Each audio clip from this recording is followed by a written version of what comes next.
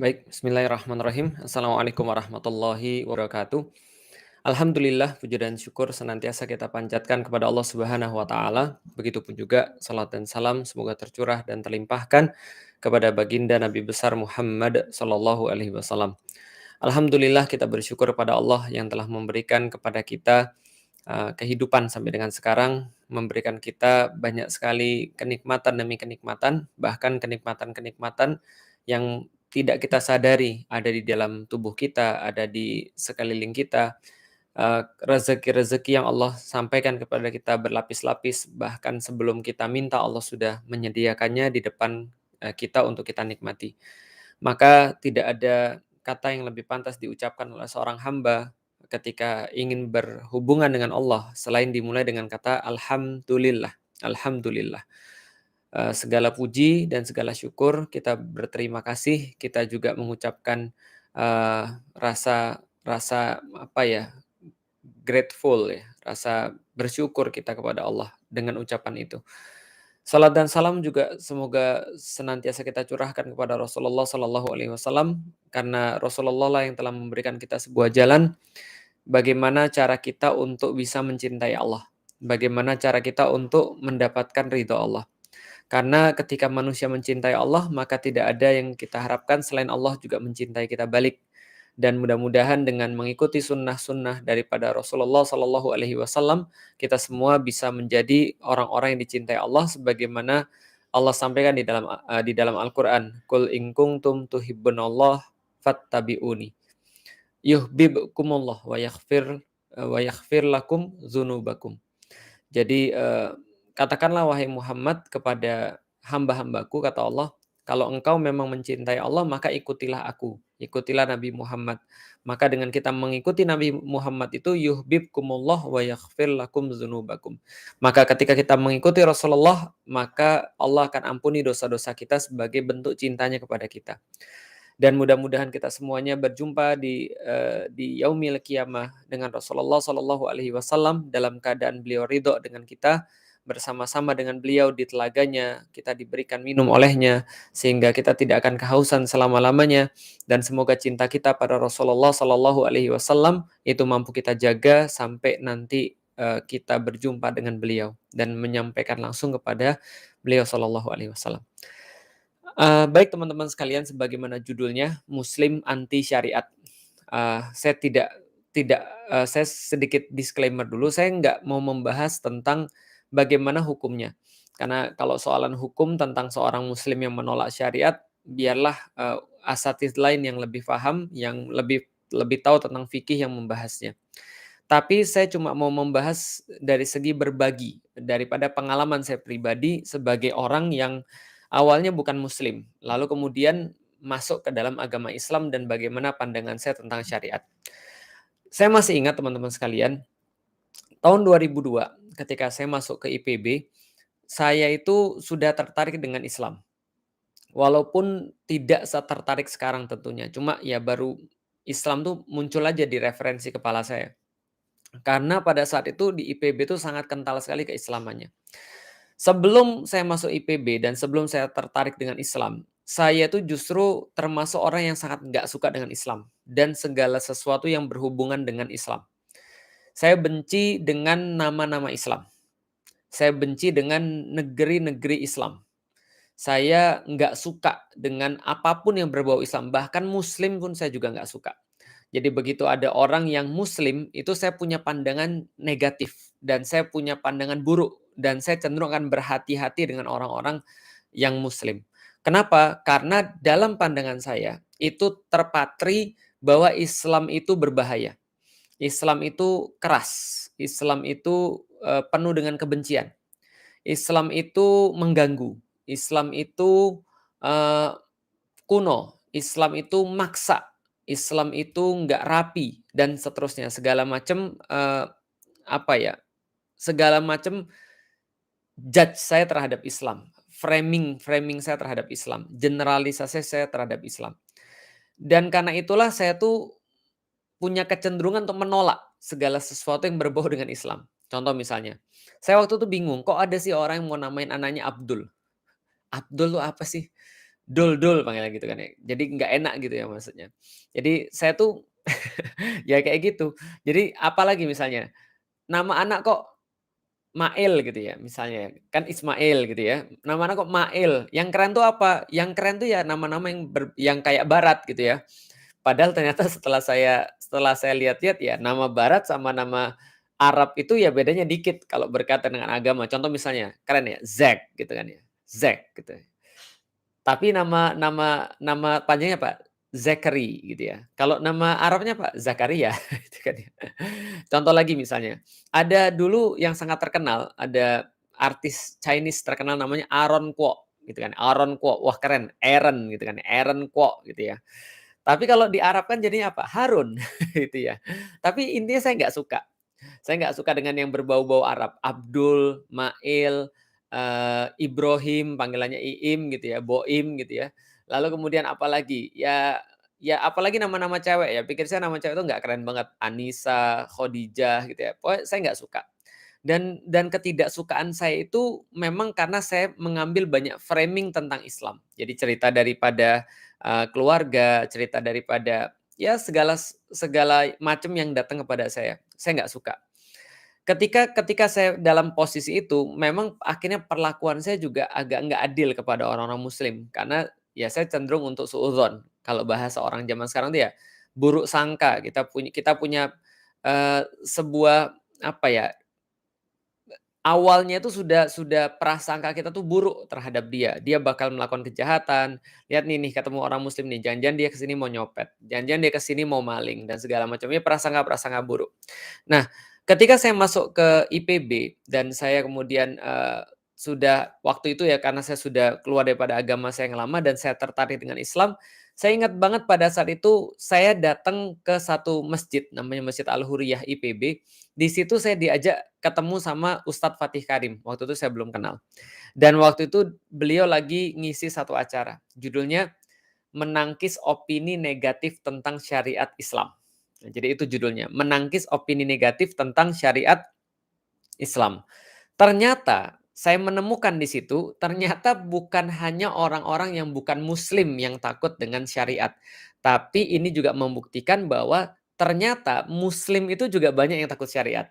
Artinya banyak muslim yang juga terframing bahwa syariat itu adalah buruk. Kenapa? Karena orang bicara syariat pasti kepikir pertama kali apa? Potong tangan. Apalagi yang kepikir setelah potong tangan? Rajam. Apalagi yang kepikir setelah rajam? Ya cambuk dan segala macam, pokoknya yang serem-serem gitulah. Ya pokoknya itu, menangkis opini negatif tentang syariat Islam. Lalu kemudian saya datang, saya masuk, saya dengerin kajiannya sebelum saya diskusi dengan Ustadz Fatih Karim tentang bagaimana caranya kalau saya mau belajar lebih banyak tentang Islam. Di situ saya lihat penjelasan-penjelasannya dan di situ saya mendengar, "Wih, masuk akal juga ya, masuk akal juga ya." Ketika itu saya belum muslim. Misalnya contoh, ustadz-ustadz yang ada di situ, pengisinya ada 2, Ustadz Fatih Karim sama Ustadz Ahmad Jannati pada saat itu, tahun 2002. Saat itu kemudian ada ustadz yang, Ustadz Fatih Karim atau Ustadz Ahmad Jannati yang bilang bahwa, "Coba kita lihat ini data berapa banyak, eee, aktivitas kriminal ketika syariat Islam itu diterapkan." Oh ternyata datanya sangat sedikit sekali dibandingkan dengan zaman sekarang kriminalitas banyak sekali. Dan itu memang masuk akal, kenapa? Ya orang takut ketika mau untuk melakukan sesuatu yang bersifat kriminal. Kenapa? Hukumannya berat. Maka ada korelasi antara hukuman berat dengan orang tuh jerak. Nah, beliau menjelaskan salah satu tujuan daripada syariat Islam itu adalah untuk membuat orang jerak. Maka karena itulah tingkat kriminalitasnya menurun. Karena syariat Islam itu khususnya di bagian hukum itu diterapkan. Bagian pidana itu diterapkan. Ustadz Fatih Karim juga menambahkan kalau saya nggak salah pada saat itu. Coba beliau katakan, mungkin menurut sebagian orang dirajam itu mungkin adalah sesuatu yang serem. Kalau misalnya sebagian orang itu misalnya kayak dicambuk atau misalnya kayak dipotong tangan itu sesuatu yang serem. Tapi Ustadz Fatih Karim mengatakan di dalam Al-Quran itu ada, kata-kata Allah, sesungguhnya di dalam kisos itu terdapat hayatun, terdapat kehidupan. Maka beliau katakan artinya apa? Mungkin satu orang ini dirajam. Tapi karena dia dirajam, karena dia berzina, ada banyak nyawa-nyawa yang lain yang terselamatkan. Ada banyak kehormatan-kehormatan perempuan lain yang terselamatkan karena itu. Ketika satu orang itu dicambuk atau seseorang itu dipotong tangannya, ada banyak harta-harta orang lain yang terselamatkan. Atau ada banyak darah-darah yang terselamatkan karena itu diperbuat dan diterapkan, orang jadi jera dan kapok. Saya pikir iya masuk akal. Tapi intinya adalah ketika saya kemudian datang kepada diskusi, menepis opini negatif tentang syariat Islam itu, saya jadi punya referensi yang lain. Saya jadi punya pandangan yang lain. Saya jadi menyimpulkan pada saat itu, oke, berarti ketika saya itu nggak tahu, saya menjadi takut. Ketika saya tuh nggak ngerti, saya tuh menjadi a priori. Ketika saya tuh nggak paham, saya tuh menolak. Maka ketika saya punya pendapat yang lain, asal saya mau open mind, saya mau membuka diri, setidaknya saya jadi paham. Kenapa sih seorang muslim itu merindukan syariat? Khususnya mungkin ketika dipersempit hanya syariat yang bersifat pidana. Tapi yang mau saya bahas adalah lebih daripada itu. Beberapa waktu kemudian, saya memutuskan untuk masuk Islam. Ketika saya memutuskan untuk masuk Islam, bersyahadat, kemudian saya jadi tahu, oh ternyata syariat itu bukan cuma masalah pidana. Tapi syariat itu jauh lebih luas dan jauh lebih besar daripada itu. Nah, ini yang mau saya bagi kepada teman-teman sekalian pada malam ini. Mudah-mudahan kita bisa menyelesaikan dalam waktu yang sesingkat-singkatnya. Sampai nanti kita juga akan hubungkan dengan syariat-syariat yang bersifat pidana seperti yang saya cerita dari awal tadi ketika saya berkenalan dengan Islam. Ketika saya masuk Islam, saya jadi ngerti. Ternyata kata kuncinya adalah syariat ini merupakan konsekuensi daripada keimanan. Atau bisa kita katakan bahwa syariat ini dan keimanan ini adalah sesuatu yang nggak bisa terpisahkan. Jadi ketika seseorang itu sudah bersyahadat, maka dia otomatis pasti akan bersyariat. Dan ketika orang bersyariat, itu pasti karena dia sudah bersyahadat. Tidak bisa dipisahkan satu sama lain.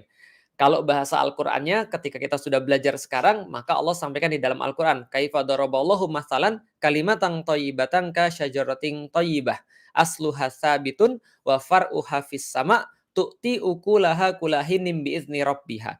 Katanya Allah di dalam Al-Qur'an, sesungguhnya orang-orang yang sudah mengucapkan dua kalimat syahadat, maka dia itu seperti pohon yang ditanam. Pohon yang ditanam ini akan menjadi pohon yang baik. Jadi syajaratin thayyibah.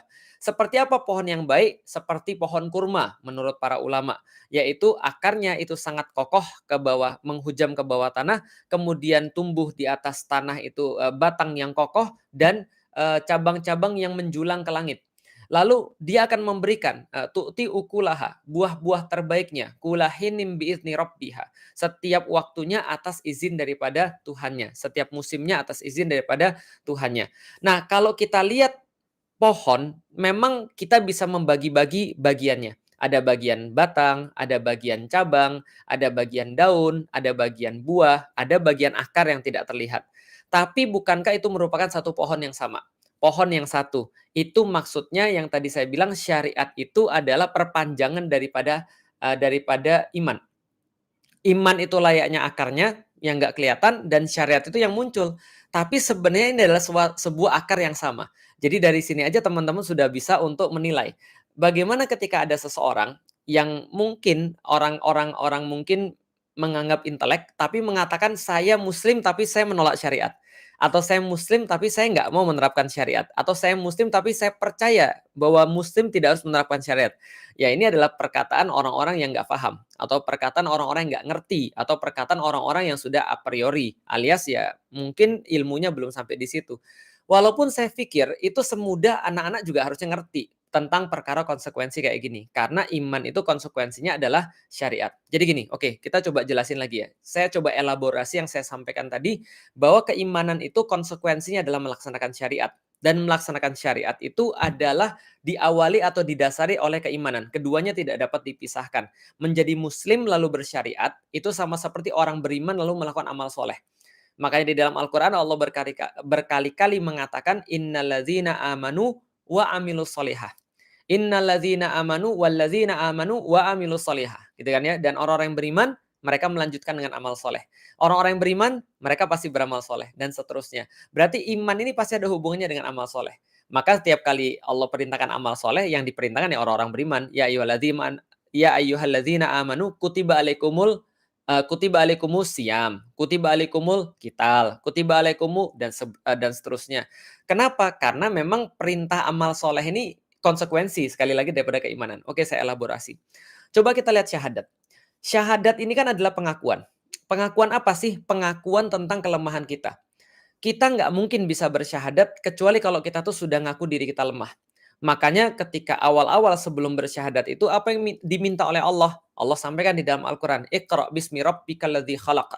Khalaqal insana min alaq. Iqra wa rabbukal akram alladzi 'allama bil qalam 'allamal insana ma lam ya'lam. Apa yang kemudian ada di dalam ayat-ayat yang awal yang Rasulullah Shallallahu alaihi wasallam sampaikan pada setiap manusia adalah Iqra. Coba baca, coba pikirkan, coba telaah, coba renungkan. Iqra bismi rabbikal ladzi khalaq. Sampai kamu mendapatkan bahwa Tuhanmu itu Maha Agung, Maha Pemurah, Maha Besar. Iqra bismi rabbikal ladzi khalaq, khalaqal insana min alaq. Yang telah menciptakan kalian dari segumpal darah yang tidak ada apa-apanya. Kalian cuma darah yang tertumpah daripada sel sperma dan juga sel telur. Lalu kemudian menjadi segumpal darah. Iqra bismi rabbikal ladzi khalaq, khalaqal insana min alaq. Iqra wa rabbukal akram. Maka kalau Anda benar-benar untuk berpikir, benar-benar menelaah, maka Anda dapatkan Tuhan Anda Maha Murah, Maha Mulia, Maha Agung. Alladzi Iqra bismi rabbika ladzi khalaq, khalaqal insana min alaq. Iqra wa rabbukal akram alladzi 'allama bil qalam 'allamal insana ma lam ya'lam. Yang telah mengajarin manusia tentang perkara-perkara yang dia ajarkan lewat pena dan yang mengajarkan manusia dari perkara-perkara yang tidak dia ketahui. Artinya ada dua hal yang di sini Allah emphasize, Allah tekankan. Pertama adalah bahwa Allah itu maha segala-galanya. Allah itu akram, Allah itu maha mulia, Allah itu maha agung, Allah itu maha pemurah, Allah maha segala-galanya. Itu yang pertama. Dan yang kedua adalah manusia itu sangat lemah sekali. Ketika Allah menyampaikan hal itu, maka itu menjadi modal bagi manusia untuk merasa dirinya lemah. Maka manusia manapun yang ketika dia berpikir, manusia manapun yang dia menelaah dirinya, dia akan mendapatkan dirinya itu lemah. Misal, dia akan mendapatkan bahwa ternyata dia nggak bisa menyelesaikan hampir semua masalah. Dia akan mendapatkan dia itu terlalu lemah untuk bisa hanya menyenangkan istrinya misalnya. Dia terlalu lemah bahkan untuk memutuskan satu perkara itu baik atau buruk. Buktinya apa? Dia banyak penyesalan. Dia melihat banyak sekali hal-hal yang nggak bisa diselesaikan dengan kedua tangannya. Atau banyak sekali hal-hal yang dia sesali di dalam hidup dia. Atau banyak sekali hal-hal yang dia putuskan lalu salah dan lalu kemudian itu mengakibatkan bencana. Banyak sekali hal-hal yang kemudian dia timbang lalu kemudian nggak adil dan seterusnya. Maka setiap manusia yang ketika dia mencari dengan akalnya, dia memikirkan dengan akalnya, yang dia ketahui secara pasti adalah kelemahan manusia. Ketika dia sudah mengetahui kelemahan manusia di sisi yang satu, lalu dia mendapatkan Allah yang sangat maha kuasa di sisi yang lain, bahwasanya keberadaan alam semesta begitu rumit, begitu teratur, begitu detail, begitu kemudian sangat mencengangkan, memesona, dan tidak bisa ada yang kemudian mendatangkan yang semacamnya, bahwa perhitungan terjadinya alam semesta ini begitu hebat sehingga tidak mungkin terjadi secara sendirinya, maka dia di situ mengakui adanya pencipta yang namanya Allah. Dengan seluruh hal yang dipikirkan tadi, baru kemudian dia berkata, asyhadu an la ilaha illallah wa asyhadu anna Muhammadar Rasulullah. Dia mengakui, ya Allah, saya itu memang nggak punya apa-apa. Saya nggak ngerti apa-apa. Saya tuh nggak tahu apa-apa. Saya nggak paham apa-apa. Saya itu lemah, ya Allah. Maka saya bersaksi, ya Allah, Engkau Tuhan yang maha kuat. Engkau Tuhan yang maha hebat. Engkau Tuhan yang maha sempurna. Engkau Tuhan yang telah mengatur segala-galanya yang super rumit dan bisa memberikan solusi bagi saya. Dan Muhammad adalah utusanmu yang akan mengajari pada saya semua yang kemudian saya nggak tahu itu. Maka ketika kita bersyahadat, antum tahu konsekuensinya? Kita menjadi hamba Allah. Gitu kan ya, kita menjadi hamba Allah. Ibarat kita bilang gini, kita tuh udah yakin betul bahwa kita tuh lemah, kita nggak punya apa-apa, sehingga kita mau, ya Allah, angkat saya menjadi hambamu ya Allah. Saya mau jadi budakmu ya Allah. Saya mau jadi orang yang kerja untuk kamu ya Allah. Ibaratnya gitu. Kan gitu ya, contoh misalnya kayak gini. Kalau Anda ngelamar ke satu pekerjaan, berarti kan Anda dalam keadaan punya keperluan kan ya. Saya perlu uang, lalu kemudian ada perusahaan yang kemudian menawarkan saya kerja, antum sebagai seorang karyawan datanglah kemudian ke kantor karena antum perlu pekerjaan. Pertanyaannya, posisi siapa yang lebih tinggi? Kantor atau antum? Ya jelas kantor dong. Bukan kita kan? Lah berarti ketika kita datang ke kantor itu kita bukan ngatur, tapi kita datang ke kantor itu kita dalam keadaan saya pengen kerja, saya bisa kemudian melakukan ini. Dan kita sudah tahu bosnya itu lebih daripada kita. Kalau misalnya Kalau misalnya kita datang dalam keadaan kita merasa lebih tinggi daripada bosnya, kita pasti nggak akan mau ke kantor itu kerja, nyari kerja. Pasti kita buat kantor sendiri kan gitu kan ya. Fakta bahwa kita datang ke kantor lalu mau bekerja, lalu kemudian mau untuk kerja di bawah satu bos tertentu, itu membuktikan bahwa kita mengakui bahwa dia lebih daripada kita. Sama ketika ke Allah, ketika kita bersyahadat maka sempurnalah itu yang namanya, eee, apa ya, pengakuan bahwa, "Ya Allah, Engkau adalah Tuhan saya yang kuat, saya lemah." Maka disitulah seorang menjadi hamba Allah, Abdullah, ketika dia sudah bersyahadat. Tapi syahadat ini tidak sempurna atau hubungan perbudakan ini kita dengan Allah, ya wajar toh. Allah kan memang majikan kita dan kita adalah budaknya Allah, wajar kan? Hubungan perbudakan ini tidak pernah akan sempurna sebelum Allah itu nyuruh kepada kita. Paham nggak sih? Jadi contoh kayak gini ya, Anda taruhlah gini, Anda kerja di satu kantor nih, Anda kerja untuk satu orang, bantu dia contoh misalnya, kerja di satu kantor dalam bidang marketing misalnya, dalam bidang pemasaran, lalu ada manajer marketingnya sebagai bosnya. Dan ketika kita masuk kantor di hari pertama, pasti kita akan nanya dong sama bosnya, "Bos, saya harus ngerjain apa?" Kan gitu. Nah, sama kayak Allah, ketika seorang hamba kayak kita bersyahadat, "Ya Allah, saya bersyahadat, saya mengakui karena saya sudah memikirkan, sudah menggunakan akal saya, lalu kemudian saya mengakui Engkau adalah Tuhan saya. Dan saya adalah hamba-Mu ya Allah. Maka sempurnakan ya Allah, resmikan ya Allah hubungan ini dengan cara nyuruhin saya. Saya minta disuruh ya Allah, kira-kira saya bisa apa? Atau dengan kata lain kita bilang sama Allah, "Ya Allah, saya nggak ngerti gimana cara untuk ngurus anak. Tolong suruh saya ya Allah, bagaimana cara saya ngurus anak saya? Ya Allah, saya nggak tahu gimana caranya untuk membahagiakan orang tua. Tolong ya Allah, apa suruhan Engkau ya Allah tentang bagaimana cara saya untuk memperlakukan orang tua. Bahkan saya nggak ngerti tentang diri saya sendiri ya Allah. Saya nggak tahu bagaimana memperlakukan diri saya sendiri. Tolong suruh saya ya Allah." Kan gitu kan ya. Maka seorang hamba itu menjadi sempurna penghambaannya kepada Allah kalau dia sudah menerima suruhan. Dia sudah menerima tugas daripada bosnya, yaitu adalah Allah Subhanahu wa taala. Makanya seorang muslim ketika dia bersyahadat asyhadu an la ilaha illallah wa asyhadu anna Muhammadar Rasulullah, dia bukannya malah sombong, tapi dia kemudian lebih tawadhu. Dia kemudian hilang keakuannya. Dia kemudian lebih lebih merasa tidak berdaya. Kenapa? Karena dia bukan siapa-siapa. Makanya orang sudah bersyahadat disebut apa? Disebutnya muslim. Artinya muslim itu apa? Berserah. Artinya Abdullah itu apa? Budak. Budak itu artinya apa? Yang disuruh-suruh. Hamba itu artinya apa? Orang yang tidak punya kemerdekaan.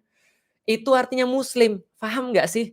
Jadi ketika antum sudah bersyahadat, antum sudah mengucapkan kalimat la ilaha illallah Muhammad Rasulullah, berarti antum tuh mengakui, ya Allah, saya itu budak Engkau ya Allah yang nggak punya kemerdekaan. Artinya nggak punya kemerdekaan itu apa? Antum nggak berhak ngatur.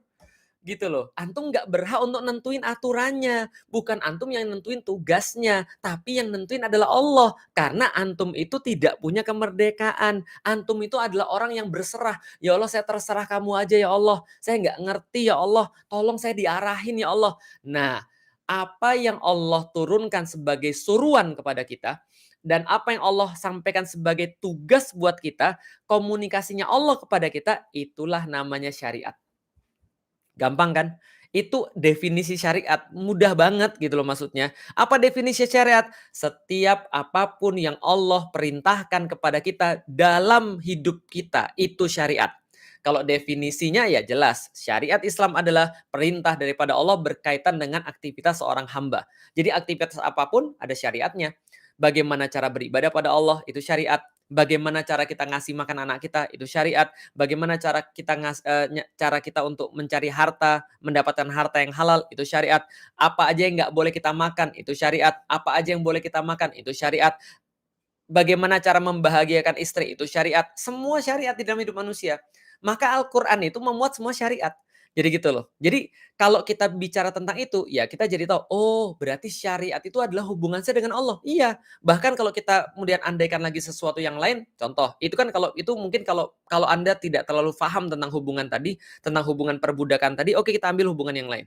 Hubungan percintaan, walaupun sama, hubungan percintaan. Setiap orang yang mencintai seseorang yang lain, itu pasti dengan rela untuk diperintah. Pasti. Makanya kan kalau ada orang yang jatuh cinta mereka akan bilang, "Your wish is my command." Gitu kan ya. Setiap permintaan kamu adalah perintah bagi saya. Perintahmu adalah kebahagiaan saya. sedangkan kepuasanmu adalah impian saya. Kenapa? Seseorang yang mencintai orang yang lain, dia akan senang sekali diperintah. Makanya sama, orang yang mencintai Allah, yang sudah benar-benar meyakini Allah itu adalah Tuhannya dan dia adalah hambanya, maka dia akan minta diperintah. Seolah-olah gini, "Ya Allah perintah aku ya Allah, perintah aku ya Allah." Sama seperti orang yang jatuh cinta. Orang yang jatuh cinta tuh kan minta diperintah tuh. Contoh misalnya, ada seseorang jatuh cinta sama seorang yang lain. Contohlah misalnya, ya contohlah misalnya, saya sama Ummu Alila misalnya. Saya tuh dalam setiap kesempatan itu selalu pengen tahu Ummu Alila tuh maunya apa. Contoh misalnya, ketika mau pergi makan saya tanya, Umi mau makan apa?" Gitu kan ya. Atau misalnya, "Umi kalau Umi makan ini mau nggak? Umi kira-kira mau pergi ke mana?" Dan saya tanya setiap hari, "Dek nikah sama" bukan tiap hari juga sih, dalam beberapa kesempatan, "Dek, nikah sama Abi gimana? Apa rasanya? Kira-kira apa yang harus Abi perbaiki?" Dan seterusnya. Karena kenapa? Seorang pencinta itu pasti akan mau ketika orang yang dicintai itu puas sama dia.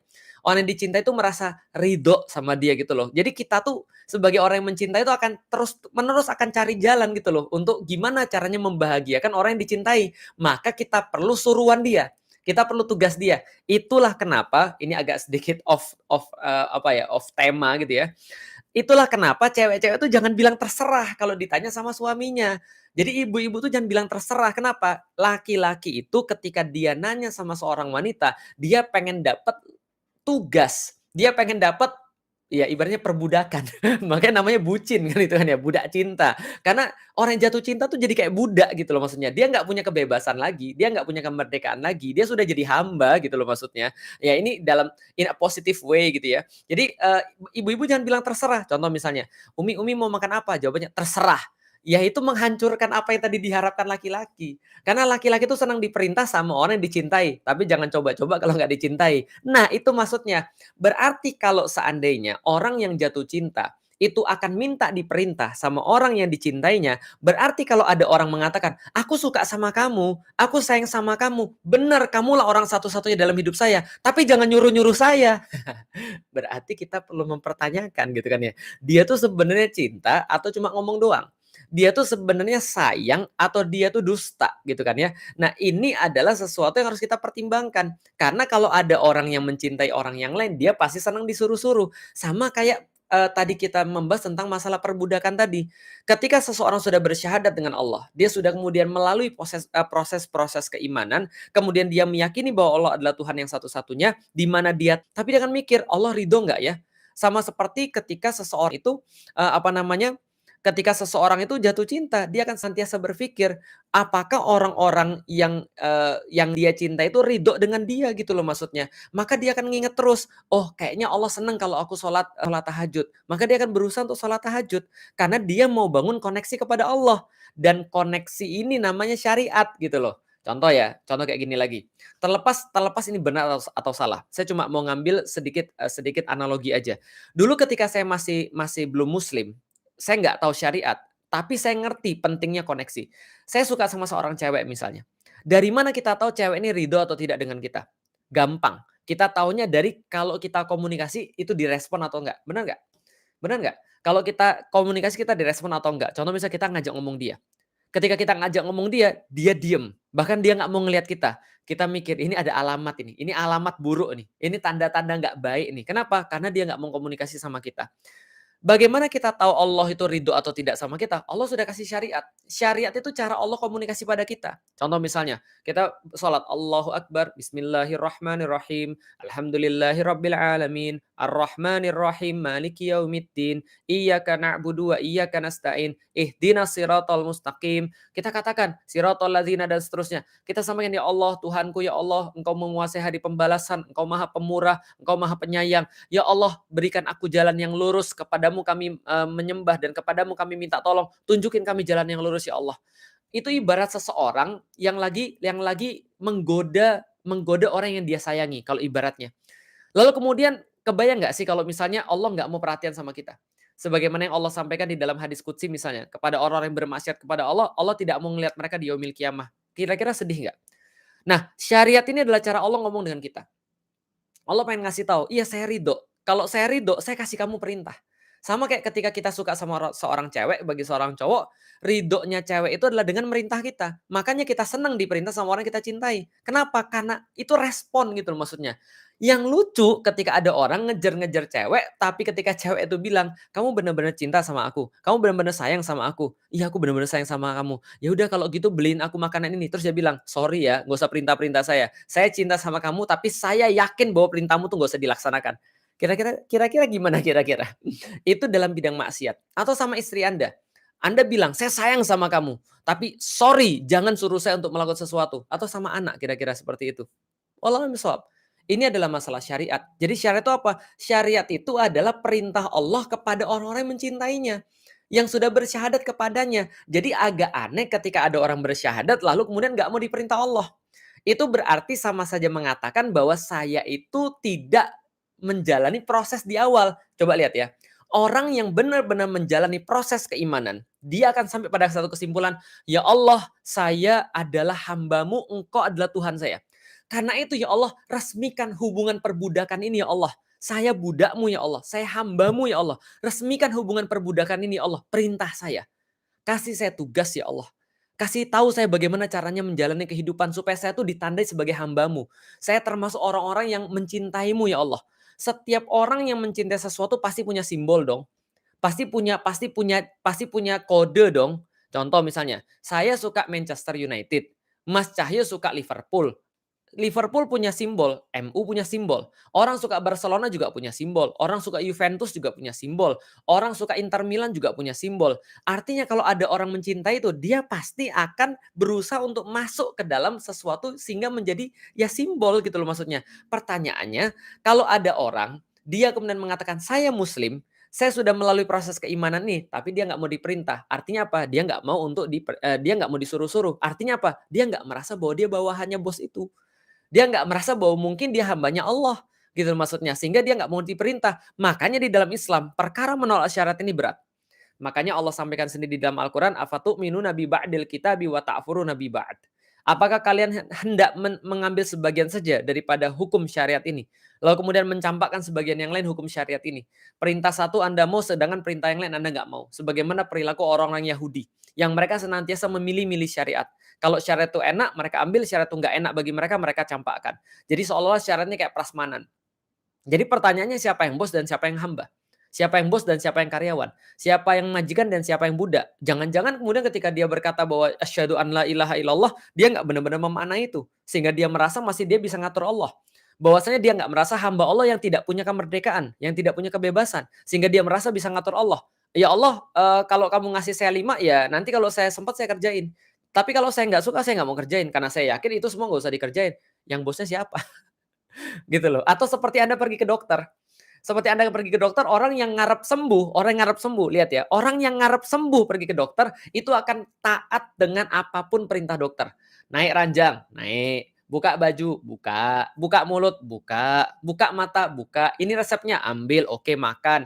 Kalau seandainya ada seorang pasien yang datang ke dokter, kemudian dia bilang, "Saya mau sembuh dok, benar-benar mau sembuh. Dan saya yakin engkau tuh dokter yang paling bagus dalam perkara penyakit yang saya derita ini. Tapi saya nggak mau ngikutin arahan engkau." Kira-kira suntik mati aja gitu kan. Itu kalau dokter ya. Enggak sih, itu cuma contoh aja kalau dokter. Sorry sorry agak emosi. Enggak, tapi gini, perkara untuk kemudian penolakan terhadap syariat ini perkara berat di dalam Islam. Makanya kemudian banyak ulama-ulama membahas ketika menolak syariat ini sama seperti menolak Islam semuanya. Itulah kenapa Abu Bakar As-Siddiq itu memutuskan untuk memerangi orang-orang yang menolak membayar zakat. Padahal mereka cuma menolak membayar zakat. Mereka bilang, "Kami tetap muslim, kami tetap sholat, kami tetap kemudian untuk puasa, kami tetap pergi haji, cuma kami zakat aja nggak mau." Gitu kan ya. Kami cuma menolak zakat aja. Tapi apa kemudian yang dianggap oleh Abu Bakar? Menolak satu syariat sama seperti menolak semuanya. Kenapa? Karena yang ngasih sama, gitu maksudnya. Karena yang ngasih sama gitu loh maksudnya.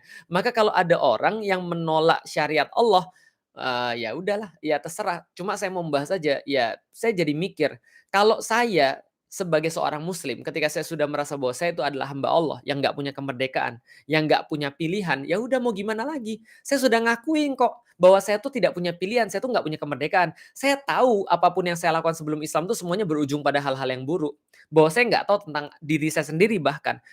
Apalagi let alone kemudian saya harus ngatur orang lain.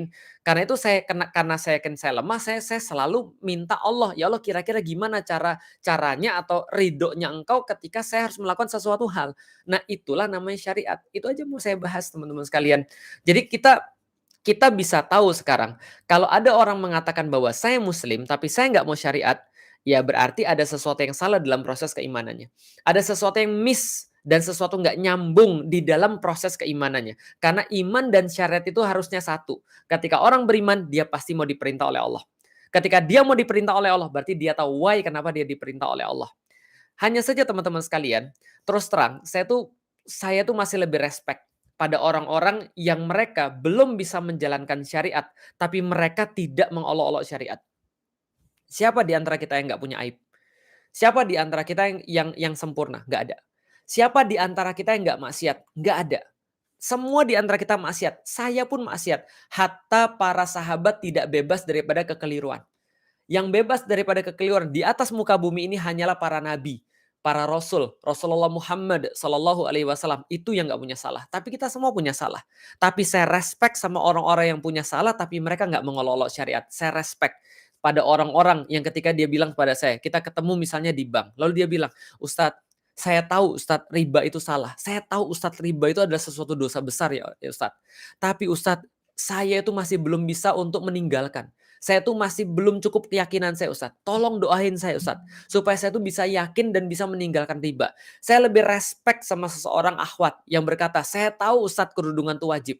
Saya tahu Ustadz selama saya buka aurat ini bahwa saya mengumpulkan kemudian murkanya Allah kepada saya. Saya tahu Ustadz, saya juga senang ketika melihat ukhti-ukhti itu Ustadz, kerudungan. Saya pengen kayak mereka, saya pengen istiqomah kayak mereka. Cuman saya tuh masih banyak keraguan Ustadz, masih banyak ketakutan Ustadz. Tolong doain saya Ustadz, semoga saya bisa istiqomah berhijab. Saya lebih respect sama orang-orang yang mereka belum bisa melaksanakan syariat, tapi mereka tidak mengolok-olok syariat. After all kita bukan malaikat. After all kita bukan ulama-ulama yang zaman dulu yang istiqomah. Kita hanya manusia biasa yang hidup di penghujung zaman di mana cobaan-cobaan itu lebih kuat daripada keimanan kita yang cuma lemah kayak gini. Tapi teman-teman sekalian, meyakini bahwa syariat itu benar walaupun kita belum mampu, itu adalah bagian yang lebih baik daripada kita menolak ataupun mengolok-olok syariat. Ini adalah perkara yang lain saya pikir. Kenapa? Karena keimanan itu adalah lengket dengan syariat. Cinta itu lengket dengan perbudakan. Gitu kan ya. Kalau kita bahas tentang orang yang mencintai, antum datang ke rumah ibu antum, lalu kemudian antum bilang kayak gini, "Ibu, kita makan jam 7 malam di restoran yang saya pilih." Terus antum anggap itu cinta kepada ibu antum? Enggak. Orang cinta seperti apa sih? Dia akan mendahulukan orang yang dicintainya. "Ibu," ditelepon, "Ibu berkenan nggak Bu kalau malam ini kita makan?" Gitu kan ya. "Oh ya boleh, kira-kira jam berapa Ibu?" "Ya jam 6:30 ya." "Oke jam 6:30. Kira-kira Ibu mau makanan apa?" Gitu kan ya. "Ibu mau makanan Sunda, mau makanan Jawa, makanan Jepang, masakan Eropa ataupun yang mana?" "Oh saya mau masakannya masakan ini aja," misalnya masakan Sumatera misalnya. "Oke nggak ada masalah." Dia akan buatin itu atau dia akan cari restoran yang kayak gitu. Artinya itulah namanya rasa cinta. Iman itu cinta. Syariat itu komunikasi daripada yang kita cintai kepada kita. Sehingga seorang muslim tidak memaknai syariat itu sebagai sebuah beban. Tapi adalah bagian cinta Allah kepada hambanya. Kamu sholat ya, siap ya Allah, saya akan sholat ya Allah. Kamu tutup kerudung ya, tutup aurat ya, siap saya tutup aurat ya Allah. Dia nggak merasa terpaksa. Kenapa? Karena dia minta dari awal. Gitu loh. Ketika dia bersyahadat, asyhadu an la ilaha illallah. Saya nggak ngerti apa-apa. Saya nggak tahu apa-apa. Tolong arahkan saya ya Allah. Hidup saya akan hancur tanpa arahan Engkau ya Allah. Ya Rasulullah, tolong arahkan saya. Itu maksudnya. Karena after all syariat itu bukan untuk Allah. Syariat itu ya untuk kita. Allah tidak diuntungkan dengan adanya syariat itu. Tapi yang diuntungkan siapa? Kita. Dan terbukti dalam hal apapun syariat itulah yang membuat hidup kita itu bisa bagus. Saya selalu berandai-andai. Saya selalu pakai analogi. Misalnya contoh ya, nanti kapan-kapan saya jelasin secara penuh ya. Coba bayangin antum, anak saya bukan ngerancang, buat Lego aja cuma 1.600 pieces. 1.600 pieces itu ada 77 lembar halaman buku petunjuk cara bikin Lego yang benar. Padahal di kotaknya sudah ada gambarnya, bukan kapal pesiar, kapal bajak laut gitu kan ya, 1.600 pieces kapal bajak laut gitu kan ya, tapi ada 77 halaman cara buatnya. Padahal Lego ini tidak bernyawa, Lego ini nggak punya perasaan. Lego ini nggak punya masalah banyak, nggak serumit antum gitu ya. Nah, contoh lagi, antum pernah tahu Lego Millennium Millennium Falcon gitu kan ya, yang berapa pieces? 35.000 plus plus pieces. Itu besar banget tuh Lego Millennium Falcon. Saya nggak kebayang tuh berapa lembar buku petunjuknya. Apa itu buku petunjuk? Syariat. Mau di bahasa Arab kan syariat, mau dalam bahasa Inggris manual instruction. Nah, gitu kan ya. Itu syariat. Jadi saya pengen buat Lego tapi saya nggak mau pakai manual instruction. Yang lugi ya kamu Bambang, gitu kan ya, bukan orang lain gitu kan ya. Yang nggak mau ya nggak apa-apa, monggo aja nggak apa-apa. Ya sok atuh gitu kan ya. Jadi artinya ya ini Millennium Falcon, Lego yang nggak punya perasaan, Lego yang nggak punya jiwa. Hidup antum itu bukan Lego. Kalau gagal nggak bisa disusun ulang kadang-kadang atau kalau gagal tuh menyakitkan. Coba lihat pernikahan misalnya. Saya sering tanya, antum kalau nggak punya syariat daripada Rasulullah, kalau antum nggak punya syariat daripada Allah, antum mau kriteria laki-laki itu kayak apa? Coba sebutin satu nama di muka bumi ini yang menjadi suami yang paling bagus selain Rasulullah, nggak ada. Gitu kan ya. Ya kayak kemarin ya, ada konsultan pernikahan di Amerika. Dia konsultan pernikahan yang sangat sukses. Membuat buku tentang pernikahan, bestseller. Tapi dia pernah cerai 7 kali. Ini salah satu contohnya. Ya siapa? Kalau seorang muslim udah jelas. Siapa panutanmu kalau mau jadi seorang suami? Rasulullah Muhammad sallallahu alaihi wasallam. Seorang perempuan ditanya, "Siapa kira-kira, suami seperti apa kamu inginkan?" Rasulullah sallallahu alaihi wasallam. Jelas kan? Dan kita tahu seperti apa cara jadi seorang suami yang baik.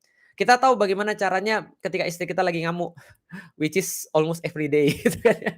Kita jadi tahu bagaimana cara memperlakukan anak yang baik. Kita jadi tahu bagaimana memberikan waktu untuk diri kita dan kapan memberikan waktu untuk keluarga kita, teman-teman kita dan segala macamnya. Kita jadi tahu bagaimana kebahagiaan sejati dan kita meminimalisir untuk tidak riset dari awal ketika kita kemudian menjalani kehidupan. Karena kalau salah harus riset kan nggak enak. Kalau riset Lego ya mungkin fun, mungkin, tapi kalau riset pernikahan siapa yang mau? Dan berapa banyak orang sudah riset pernikahan dia? Orang yang baca syariat, orang yang ikut syariat aja, itu belum tentu kehidupannya itu bisa bagus. Apalagi kalau orang yang menolak syariat. Dan sorry, Pak, Anda bukan orang yang pertama menolak syariat. Anda bukan orang yang pertama make fun of syariah. Anda bukan orang yang pertama yang menolak ataupun ya menjelek-jelekkan lah ya, atau kemudian bicara bicara sesuatu yang dia nggak paham tentang syariat. Apakah bentuknya tidak mau menerapkan syariat, ataukah bentuknya saya percaya syariat Islam tidak harus diterapkan, atau saya percaya syariat Islam tidak harus dibuat dan segala macam. Anda bukan orang yang pertama. Banyak orang-orang yang lain dan artinya ya selamat Anda bergabung dalam klub orang-orang yang, diceritakan di dalam Al-Quran sebagai penolak syariat gitu ya. Jadi ya nggak apa-apa sih itu adalah pilihan, kita harus respect sama pilihan orang-orang gitu ya. Jadi ya nggak semua orang juga harus terima sih, ya makanya hidup tuh jadi punya cerita gitu maksudnya. Artinya tapi kita cuma mau nyampein aja, bagi orang-orang yang mereka itu, mencintai Allah, bagi orang-orang yang mereka itu bersyahadat dan tahu bahwa mereka itu adalah hamba Allah, mereka sangat yakin mereka nggak punya pilihan. Ketika suatu waktu mereka akan berjumpa dengan Allah, ketika suatu waktu mereka yakin akan dihadapkan pada Allah, dan ketika itu hanya Allah yang punya hari itu, hanya Allah yang memegang memegang kekuasaan di hari itu, hanya Allah yang menghitung, hanya Allah yang kemudian punya balasan, dan hanya Allah yang punya hukuman pada saat itu, maka mereka tahu bahwa mereka tidak akan bisa mengelak dengan ucapan apapun. Mereka tidak bisa untuk mangkir walaupun mereka punya argumen sebesar dan sehebat apapun. Dan tidak akan menyelamatkan mereka jabatan setinggi apapun atau harta sebanyak apapun. Di hari itu hanya Allah yang menentukan dengan cara dia, bukan dengan cara yang lain. Dengan hukum dia, bukan dengan hukum yang lain. Itulah kata-kata Maliki Yaumiddin. Dan orang-orang yang mereka meyakini perjumpaan dengan Allah, mereka juga akan tahu suatu waktu ketika mereka berjumpa dengan Rasulullah Sallallahu Alaihi Wasallam, maka mereka mau agar Rasulullah itu melihat pada mereka. Rasulullah itu kemudian menyebut nama mereka dan Rasulullah itu bangga dengan mereka. Kenapa? Bukan karena mereka itu menolak syariatnya Rasulullah.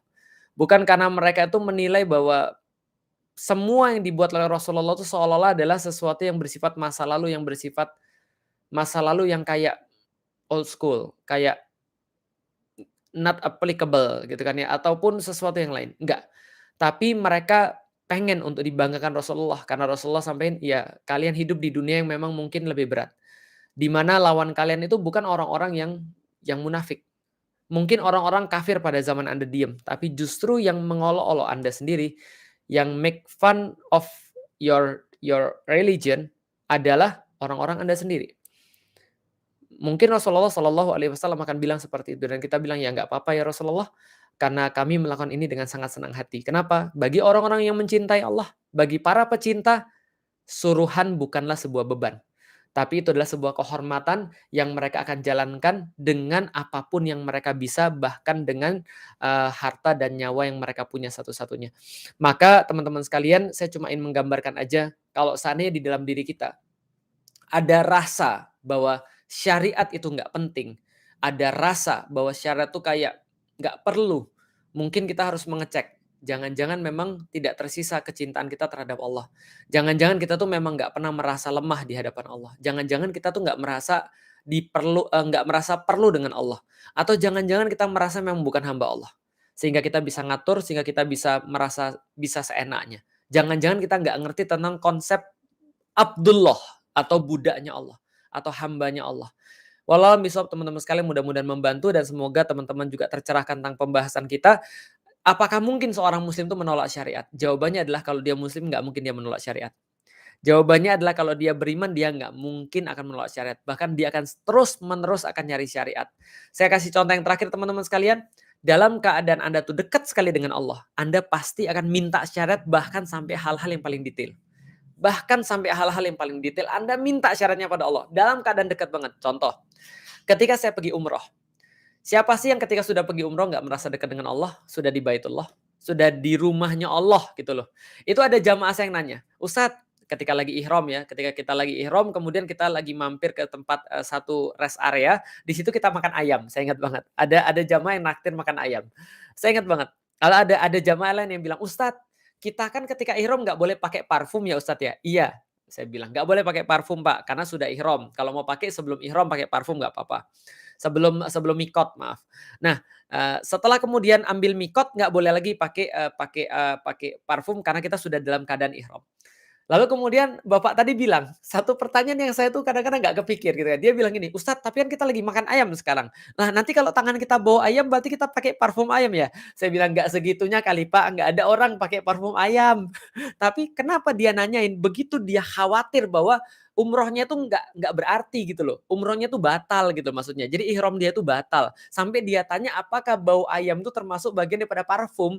Sampai bagian-bagian kecil, "Ustadz kalau kita lagi tawaf bersentuhan dengan perempuan batal nggak ya? Ustadz begini, gini gimana ya? Ini gimana ya? Ini gimana ya?" Perasaan saya dulu ketika di Indonesia orang bebas-bebas aja, ketika umroh bagian-bagian sunnah itu ditanya, bagian-bagian makruh itu dijauhi, sementara ketika di Indonesia mungkin kita itu yang haram aja kita tabrak gitu kan, yang halal kita bodo amat gitu ya. Tapi ketika kita merasa dekat dengan Allah, pasti kita akan sekecil apapun akan kita perhatikan. Lihat, semakin orang cinta, semakin dia detail. Semakin orang cinta, semakin dia detail, iya nggak sih?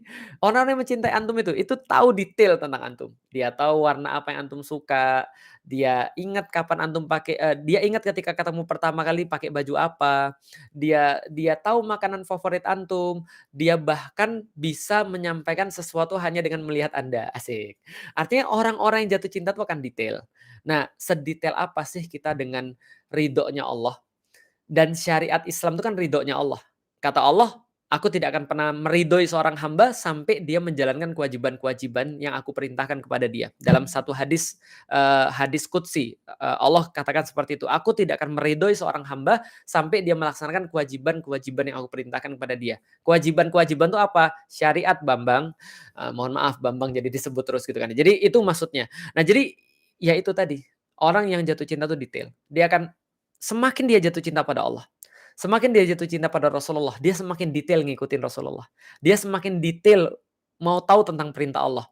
Maka kalau Anda sudah mulai terbuka, oh udah mulai beli buku halal haram, Anda sudah mulai menilai ini perbuatan saya halal atau haram ya, ini perbuatan saya itu Allah ridho atau tidak ya, berarti antum sudah mulai meningkatkan kecintaan Anda terhadap Allah. Kalau sebaliknya, ya Anda gabung aja sama orang yang tadi. Nggak guyon. Kalau sebaliknya ya berarti ya mungkin kita harus introspeksi kali ya. Karena cinta itu bermula dari why, bermula dari kenapa kita tuh harus jatuh cinta. Kan kita jatuh cinta dari hal-hal yang sederhana, yang semua itu adalah why. Saya senang sama Ummu Lila karena dia taat sama Allah, karena dia masuk ke sawah pakai kaos kaki ya, teman-teman sudah hafal mungkin cerita itu. Ada orang jatuh cinta dengan orang yang lain karena why yang lain dan seterusnya. Orang punya banyak why untuk jatuh cinta dengan manusia. Apalagi dengan Allah, apalagi dengan Rasulullah. Terlalu banyak why, kenapa kita harus kemudian mencintai Allah dan Rasulnya. Walau misal teman-teman sekalian, saya pikir sudah terlalu panjang apa yang menjadi live kita ini, mudah-mudahan bermanfaat bagi teman-teman sekalian. Dan saya bahas ini bukan untuk siapapun, jadi jangan geeran, tapi ini untuk kita sendiri semuanya. Karena sudah saya katakan tadi, orang-orang muslimun banyak yang menolak syariat. Dan sekarang teman-teman sudah tahu, kenapa sih ada banyak orang muslim yang mengatakan tegakkan syariat Islam. Kami pengen diatur oleh syariah Islam. Kami pengen syariat Islam ini kemudian menjadi sebuah bagian daripada kehidupan kami. Kenapa? Itu semua karena cinta, because of love. Iya sik, gitu kan. Itu ada lagunya kayaknya. Ya itu aja yang bisa saya sampaikan teman sekalian, semoga bermanfaat. Wallahu a'lam bishawab. Kalau ada yang baik hanya berasal dari Allah Subhanahu wa taala, kalau ada yang buruk pasti berasal dari diri kita pribadi. Jadi kesimpulannya apa? Bagi orang-orang yang kalau misalnya dia muslim tapi anti syariat, secara dakwah dakwain dia. Tapi secara hukum Anda tahu itu salah, maka jangan ikut-ikutin dia. Dakwah ke dia boleh, tapi jangan ikut-ikutin dia. Dan kita jadi tahu, oke, berarti inilah cara Allah membukakan orang tuh ada di bagian mana dan ada di pihak mana. Sehingga kita tuh menjadi terang untuk mengikuti siapa, gitu ya. Wallahu a'lam bishawab, teman-teman sekalian, semoga bermanfaat. Assalamualaikum warahmatullahi wabarakatuh.